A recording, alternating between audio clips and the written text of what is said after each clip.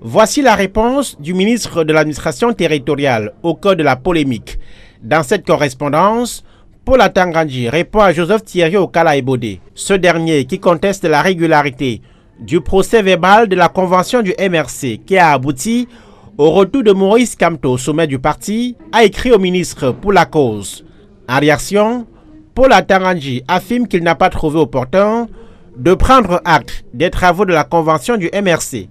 Traduction, cette réunion n'a jamais eu lieu pour le MINAT, lequel justifie cette position par l'alinéa 2 de l'article 3 de la loi de 1990 sur les réunions et manifestations publiques. La disposition en question prévoit que les réunions et manifestations publiques doivent faire l'objet d'une déclaration préalable, sauf que la convention s'est déroulée par visioconférence, une formule non interdite par la loi soulevée par le MINAT, explique l'agrégé Moïse Timcheng. Mais le principe de tenue des réunions publiques est fixé par l'alinéa 1er qui dispose clairement que les réunions publiques, quel qu'en soit l'objet, sont libres et dont la déclaration n'intervient que comme une atténuation, c'est-à-dire qu'une dérogation. Et c'est pourquoi elle est d'ailleurs introduite par l'adverbe toutefois. Alors à partir de là, une réunion en ligne qui ne présente en soi aucun risque de trouble à l'ordre public peut valablement se tenir sans une déclaration préalable. Et si elle s'est terminée sans le moindre incident, mais l'administration doit s'en réjouir. La position du ministère de l'administration territoriale renvoie également à la vétusté de la loi de 90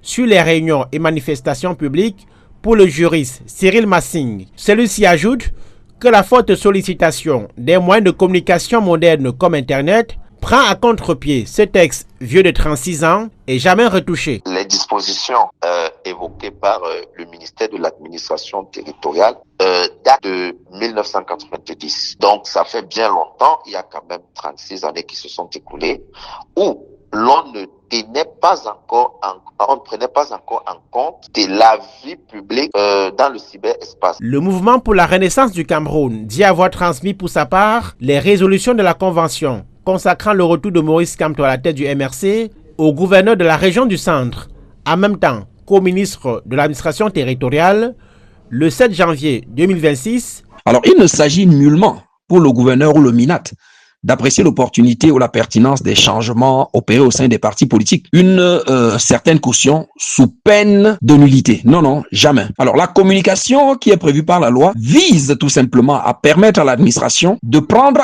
acte des changements qui sont intervenus dans l'optique des échanges collaboratifs ultérieurs.